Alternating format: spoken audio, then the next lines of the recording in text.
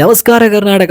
ಈ ಒಂದು ವಿಡಿಯೋದಲ್ಲಿ ನಮ್ಮ ಕರ್ನಾಟಕ ರಾಜ್ಯದ ವಿದ್ಯಾರ್ಥಿಗಳಿಗೋಸ್ಕರ ಒಂದು ಉಚಿತವಾಗಿ ಯಾವ ರೀತಿ ನಮ್ಮ ಈ ಒಂದು SSP ಪೋರ್ಟಲ್ ಮುಖಾಂತರ ಸ್ಕಾಲರ್ಶಿಪ್ ಅಂದ್ರೆ ಕಡ್ಡಾಯವಾಗಿ ಸಿಗುವಂತಹ ವಿದ್ಯಾರ್ಥಿಗಳಿಗೆ ಸ್ಕಾಲರ್ಶಿಪ್ ಅನ್ನು ಯಾವ ರೀತಿ ನಾವು ಅಪ್ಲಿಕೇಶನ್ ಹಾಕಬಹುದು ಅನ್ನುವಂತಹ ಆ ಒಂದು ಪ್ರೊಸೆಸ್ ಅನ್ನು ಫ್ರೀ ಆಗಿ ನಾನು ನಿಮಗೆ ಹೇಳಿಕೊಟ್ಟಿರ್ತೇನೆ.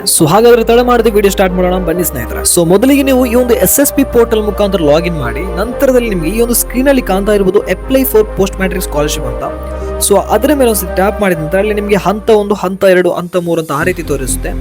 ಅದರಲ್ಲಿ ಹಂತ 1ರ ಮೇಲೆ ಒಂದ್ಸತಿ ಟ್ಯಾಪ್ ಮಾಡಿ ಅಲ್ಲಿ ನಿಮ್ಮ SSLC ವಿವರಗಳಾಗಿರ್ಬೋದು ಅಥವಾ ಜಾತಿಯ ಆದಾಯದ ವಿವರಗಳು ಇವೆಲ್ಲವನ್ನು ಕೂಡ ನೀವು ನಮೂದಿಸಿದ ನಂತರ ಅಲ್ಲಿ ನಿಮ್ಮ ವಿಕಲಚೇತನರ ವಿವರಗಳನ್ನು ಕೇಳುತ್ತೆ.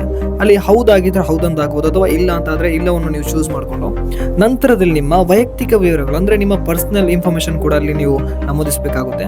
ನಿಮ್ಮ ಹೆಸರೇನು, ಅದೇ ರೀತಿ ನಂಬರ್, ಅಡ್ರೆಸ್ ಎಲ್ಲವನ್ನು ಕೂಡ ನೀವು ಅಲ್ಲಿ ನಮೂದಿಸಿದ ನಂತರ ಇಲ್ಲಿ ನೆಕ್ಸ್ಟ್ ಅಂತ ನಿಮಗೆ ಒಂದು ಆಪ್ಷನ್ ಕಾಣ್ತಾ ಇರಬಹುದು. ಅದರ ಮೇಲೆ ಟ್ಯಾಪ್ ಮಾಡಿ ಮತ್ತು ನೀವು ಇಲ್ಲಿ ಹಾಕುವಂತ ಯಾವುದೇ ಮಾಹಿತಿಯು ಕೂಡ ಸರಿಯಾದಂತಹ ಮಾಹಿತಿಯನ್ನು ಹಾಕಿ, ಯಾವುದೇ ತಪ್ಪು ಮಾಹಿತಿಯನ್ನು ಹಾಕ್ಲಿಕ್ಕೆ ಹೋಗ್ಬೇಡಿ. ಯಾಕೆ ಹೇಳ್ತಾ ಇದ್ದೀನಿ ಅಂದ್ರೆ ಇಲ್ಲಿ ನೀವು ಯಾವುದೇ ಒಂದು ತಪ್ಪು ಮಾಹಿತಿ ಹಾಕಿದ್ರು ಕೂಡ ನಿಮ್ಮ ಅರ್ಜಿಯನ್ನು ರಿಜೆಕ್ಟ್ ಮಾಡುವಂತ ಚಾನ್ಸ್ ಜಾಸ್ತಿ ಇರುತ್ತೆ. ಆದ್ರಿಂದ ನೀವು ನಮೂದಿಸುವಂತ ಯಾವುದೇ ದಾಖಲೆಗಳು ಕೂಡ ಸರಿಯಾದ ರೀತಿಯಲ್ಲಿ ನಮೂದಿಸಿ.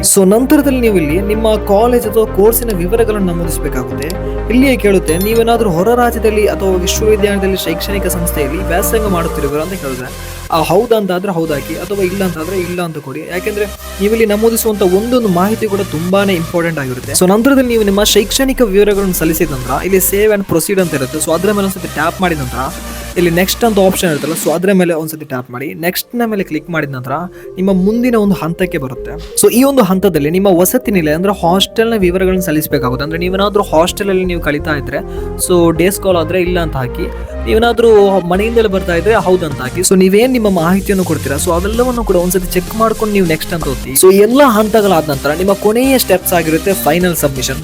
ಈ ಫೈನಲ್ ಸಬ್ಮಿಷನ್ ಕೊಡೋದಕ್ಕಿಂತ ಮೊದಲು ಒಂದು ಬಾರಿ ನಿಮ್ಮೆಲ್ಲ ಅಕ್ನಾಲೇಜ್ಮೆಂಟ್ ಒಂದ್ಸತಿ ಸರಿಯಾಗಿ ಓದ್ಕೊಂಡು ಏನಾದ್ರೂ ತಪ್ಪಾಗಿದ್ರೆ ಅದನ್ನು ಮತ್ತೊಮ್ಮೆ ನೀವು ರೀಕರೆಕ್ಟ್ ಮಾಡೋ ಮುಖಾಂತರ ಫೈನಲ್ ಸಬ್ಮಿಷನ್ ಕೊಡಬಹುದು. ವಿದ್ಯಾರ್ಥಿಗಳೇ ನನ್ನ ಮಾತನ್ನು ಸರಿಯಾಗಿ ಆಲಿಸಿ. ಯಾಕೆಂದ್ರೆ ನೀವು ಒಂದು ಬಾರಿ ಫೈನಲ್ ಸಬ್ಮಿಷನ್ ಕೊಟ್ಟ ನಂತರ ನಿಮ್ಮ ಮಾಹಿತಿಯನ್ನು ಪುನಃ ಸರಿಪಡಿಸುವಂತಹ ಆ ಒಂದು ಅವಕಾಶ ನಿಮಗೆ ಇರೋದಿಲ್ಲ. ಆದ್ರಿಂದ ಸರಿಯಾಗಿ ಮತ್ತು ನೋಡಿಕೊಂಡು ನಿಮ್ಮ ಸರಿಯಾದಂತಹ ಒಂದು ವಿವರಗಳನ್ನು ನೀವು ಸಲ್ಲಿಸಬೇಕು. ಈ ಒಂದು ವಿಡಿಯೋ ಏನಾದ್ರೂ ಇಷ್ಟ ಆಗಿದ್ರೆ ಖಂಡಿತ ಲೈಕ್ ಮಾಡಿ ಮತ್ತು ನಿಮ್ಮ ಫ್ರೆಂಡ್ಸ್ಗಳಿಗೂ ಶೇರ್ ಮಾಡಿ. ಅವರು ಕೂಡ ಈ ಒಂದು ವಿದ್ಯಾರ್ಥಿ ವೇತನ ಮಾಹಿತಿ ಅವರಿಗೂ ಕೂಡ ತಲುಪಲಿ ಅಂತ ಹೇಳ್ತಾ ಇದೇ ರೀತಿಯಾದಂತಹ ಮತ್ತಷ್ಟು ವಿಡಿಯೋಸ್ಗಳೊಂದಿಗೆ ಮುಂದಿನ ವಿಡಿಯೋದಲ್ಲಿ ಸಿಗೋಣ. ಅಲ್ಲಿವರೆಗೆ take care and keep watching SK Shah's more updates.